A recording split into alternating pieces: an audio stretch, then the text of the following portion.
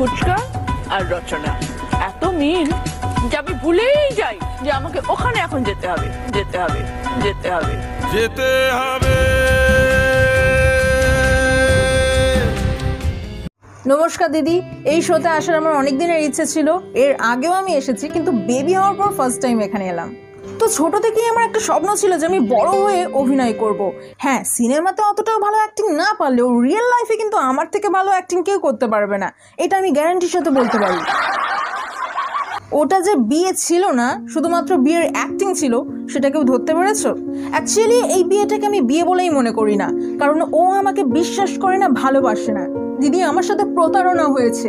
কাগজে কলমে আমি কিন্তু ও স্ত্রী, হ্যাঁ আমি মানি না সেটা আলাদা ব্যাপার, কিন্তু সেই বিয়ে করা স্ত্রী যখন প্রেগনেন্ট হলো, সেই বাচ্চাকে পুরোপুরি অস্বীকার করলো।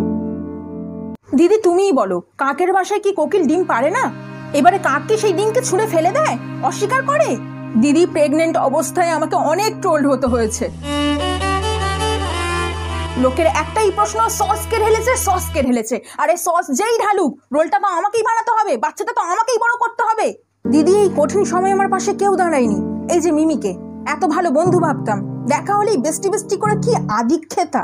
দিদি বললে বিশ্বাস করবে না, ওর মতো ঢ্যামনা আমি একটাও দেখিনি। বেছে বেছে যে ফটোগুলোতে আমাকে খারাপ দেখতে লাগবে সেগুলোই আপলোড করবে। এমন একটা ফটো আপলোড করেছে যাতে আমার ঠোঁট ফুলে ঢোল। এবার লোকজনের তো মনেই হবে যে আমি লিপ সার্জারি করেছি। এবার লোককে আমি কি করে বোঝাবো যে আমার সার্জারির কোনো প্রয়োজনই নেই, আমি ন্যাচারাল বিউটি। সে যাই পার হোক, আমার এই দুর্দিনে কেউ পাশে দাঁড়ায়নি। তবে যে সমস্ত মহিলাদের অলরেডি ডিভোর্স হয়ে গেছে, যারা একসময় বরকে ঝাঁটা মেরেছে, তারা কিন্তু ফুল আমার সাপোর্টে। তো সবার এখন একটাই প্রশ্ন, এই বাচ্চাটার বাবাকে? আরে ভাই, আমি নিজেও কনফিউজড সেই রাতে আসলে কার সাথে, মানে আমি যদি এখন বলি এটা নিখিলের বাচ্চা আর পরে যদি যশের মতো দেখতে হয়, আবার যদি বলি যশের বাচ্চা আর পরে যদি নিখিলের মতো দেখতে হয়, তাই জন্য আমি চুপ ছিলাম। তবে এখন বাচ্চা হয়ে গেছে, আমি বুঝে গেছি এটা কার, তাই তার নামের সাথে ম্যাচ করে বাচ্চার নাম রেখেছি। এবার বুঝে গেছো সসকে ঢেলেছে, এবার পেয়ে গেছো উত্তর, বুঝে গেছো এটা কার বাচ্চা, শান্তি। দিদি, আমরা মডার্ন যুগের নারী, আমরা যা ইচ্ছে তাই করতে পারি। তবে এসব দেখে তোমরা পুরুষরা এগুলো শুরু করো না, সোজা জেলের ঘানি টানতে হবে। আমরা নায়িকারা হাজার জনের সাথে শুলেও কিন্তু ফেমিনিস্টরা তাও আমাদের ফরে কথা বলবে, কিন্তু তোমরা এসব করলে কোনো নিশ্চয়ই তোমাদের বাঁচাতে আসবে না। কারণ আমাদের একটাই পরিচয়, আমরা আধুনিক নারী, and it's our choice, we will do whatever we want, and yes, আমি নারী, আমিই পারি।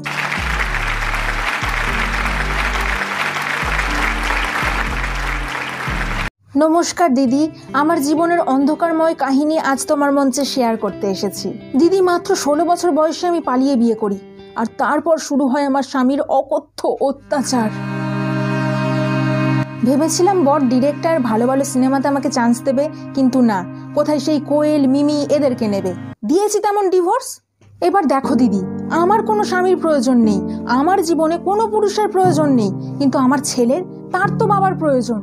তাই ওর কথা ভেবে আমি আর একটা বিয়ে করলাম, কিন্তু সেও আমার উপর অত্যাচার শুরু করে এবং আমি আবার ডিভোর্স দিই। দেন আবারও আমার ছেলের মুখের দিকে চেয়ে আর একটা বিয়ে করলাম। আর দিদি কি বলবো, তারপর আমার বিয়ের নেশা লেগে যায়।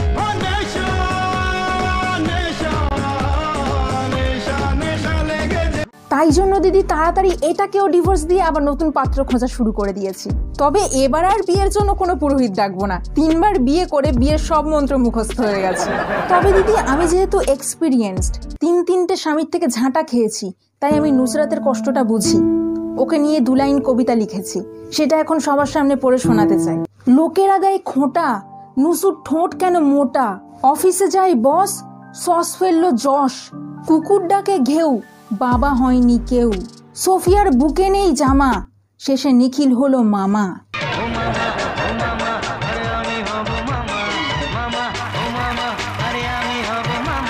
আর হ্যাঁ দিদি, এই দেহে প্রাণ থাকবে যতক্ষণ, বিয়ের সানাই বাজাবো ততক্ষণ, আমি নারী, আমিই পারি।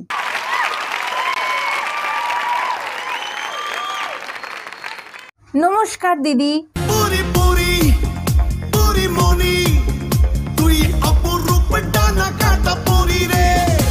আমি সুদূর বাংলাদেশ থেকে আসতেছি। আমি আজকে আমার মনের দুঃখ কষ্ট তোমার সাথে শেয়ার করতে আইছি। দিদি, আমাকে নিয়ে মানুষের আর সমস্যা শেষ নাই। আমি সুন্দর দেখতে, তাতেও মানুষের সমস্যা। আমি লাইভে আসবো, তাতেও মানুষের সমস্যা। কই মদনদা লাইভ আসলে তো এত প্রশ্ন ওঠে না। আজ আমি মাইয়া বলে আমার দিকে লোকে আঙুল তুলছে, লোকে কয় আমি নাকি শরীর দেখাই। আচ্ছা দিদি আপনি বলেন, বুকের পর্দা সরিয়ে আমি আমার মনের ভেতরে জমে থাকা ভয়, দুঃখ, কষ্ট দেখানোর চেষ্টা করেছি, কিন্তু কেউ যদি ওই জিনিসগুলোর উপর ফোকাস মারে তা আমি কি করব? আমার অপরাধটা কোথায়? দিদি কোনো কথা নেই, বার্তা নেই, হঠাৎ করে দেখি পুলিশ আমার ঘরে রেড মেরেছে, আর আমি কি করব বুঝতে না পারে লাইভে চলে আসি। এটা আমার একটা বাজে স্বভাব বলতে পারেন। লোকে টয়লেটে হাগে আর আমি লাইভে হাঁটতে পছন্দ করি। দিদি আমি জানি না আমার ঘরে মদের বোতল কেমনে আসলো। যে মেয়েটা কোনোদিন মদ কি জিনিস ছুঁয়েই দেখেনি, তার ঘরে মদ। দিদি আজকালকার মেয়েরা মদ সিগারেট খায়, ক্লাবে যায়, পার্টি করে, কিন্তু আমি তো সবার থেকে আলাদা। আমার মতো কটা সতী আছে বাংলাদেশে? কোনোদিন মদ খাইনি, ক্লাবে যাইনি। না, একবার গেছিলাম, কিন্তু সেখানেও একখানা কেচ্ছা হয়ে গেছে। তাই তারপর থেকে আমি আর কোনোদিনও ক্লাবে যাই না। আমার জন্য ফেসবুক লাইভই ঠিক আছে। আমি এভাবেই মানুষের মন জয় করব। আর হ্যাঁ, আমি নারী, আমিই পারি। নমস্কার দিদি, আমি প্রথমবার দিদি নাম্বার 1-এর মঞ্চে এসেছি। Stop it. করণ জোহরের পিন্ডি চটকানোর জন্য এবার হাততালি দাও। প্রথমেই জানিয়ে রেখে আমার বাংলা শেখা শুধুমাত্র এই শোতে আসার জন্য। দিদি আমি এক প্রত্যন্ত গ্রামের মেয়ে। ছোট থেকে কোনো অন্যায় দেখলে আমি প্রতিবাদ করি। সুশান্তের মৃত্যুর পর কে প্রতিবাদ করলো? আমি, অনলি আমি। করণ জোহর নেপোটিজম করে করে বলিউডকে একদম খোকলা করে দিল।